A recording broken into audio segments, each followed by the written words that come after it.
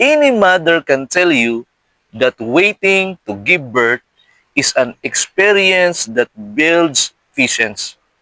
But pity the poor mother elephant because it talks about 22 months for an unborn elephant to mature to be birthed.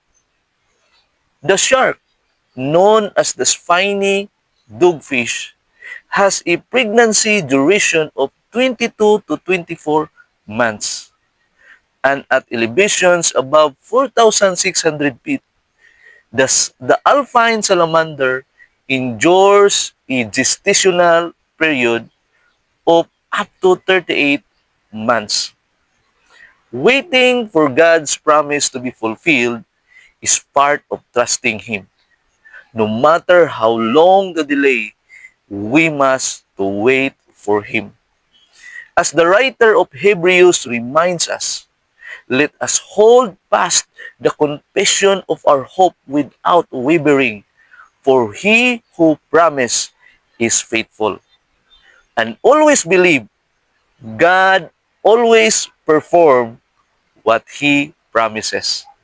Another day, another life lesson.